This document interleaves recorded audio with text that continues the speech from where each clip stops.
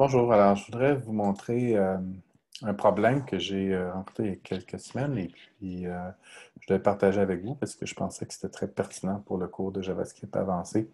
Donc, je vais parler un petit peu du contexte de this quand on fait des appels de fonctions et puis aussi de l'avantage de pouvoir utiliser des fonctions fléchées. OK? Donc, on va regarder un problème, on va regarder le truc qui fonctionne. Donc, on a ici des lecteurs de son et puis à chaque fois Terrible. que le son joue, après que le son est terminé, on veut faire apparaître Moribond.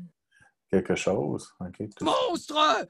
Donc, ça, c'est le fonctionnement qui était prévu, OK, dans l'application. Et là, je vais vous montrer le code. OK, donc, le code est ici. OK, donc, ça, c'est le code qui m'intéresse.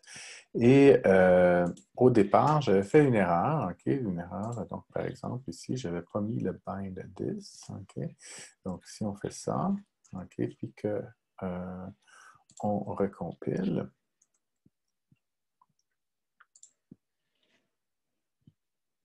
OK, donc on bâtit notre application avec Webpack. Donc, c'est une application qui est faite en React et qu'on compile avec Webpack. Attends que ce soit terminé, je regarde le pourcentage. Donc, c'est beau. Donc, je vais recharger l'application. Je m'en vais dans les jeux. OK, et là, quand je clique, Moribond.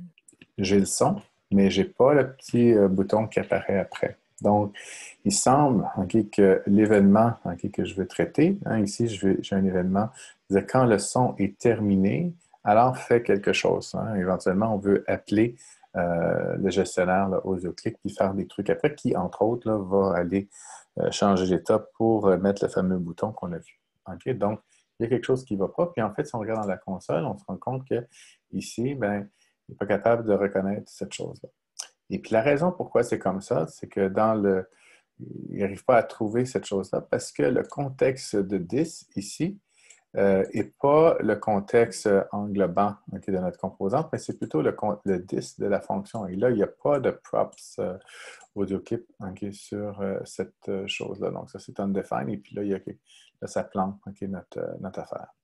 Donc, il ne faut pas oublier qu'il faut lui passer faut lui passer le bon contexte. Il faut lui passer le 10 englobant. Donc, dans le cours, on a vu qu'il y avait plusieurs façons de faire ça. Ici, on est dans un contexte de for each. Donc, une des façons, c'est de se créer une variable temporaire puis d'appeler cette variable-là. L'autre façon, c'est si on est dans un for each, on peut passer le contexte de 10. Et celle que j'ai utilisée, c'est utiliser le bind 10 sur la fonction. Donc, si on remet les choses et puis qu'on va se mettre une petite trace ici dans notre gestionnaire et on va aller remettre cette chose-là. On reconstruit. Pendant ce temps-là, on va aller vider la console.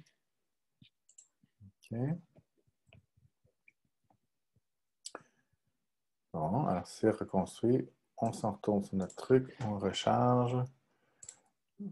On s'en va dans le jeu. Puis là, quand on clique, Terrible.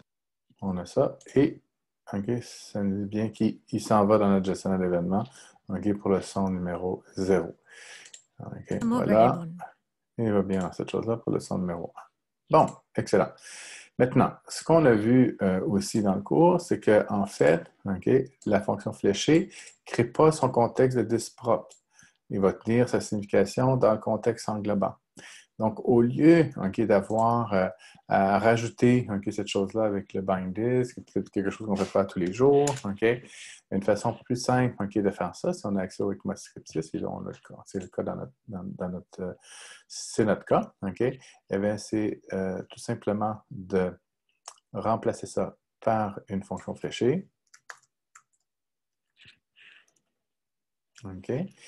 Et puis, là, on va enlever ça, besoin. Et là, ce qui va se passer, c'est que comme la fonction fléchée n'a pas de dis, le dis va être celui du contexte englobant. Donc, tout va être beau. Si on roule, donc on recompile notre application, on va aller vider notre console. On s'en va ici. C'est reconstruit. On reload. On s'en va dans le jeu. Terrible. Et puis notre truc fonctionne. Monstre! Ouais. Et on a nos choses qui sont mises ici.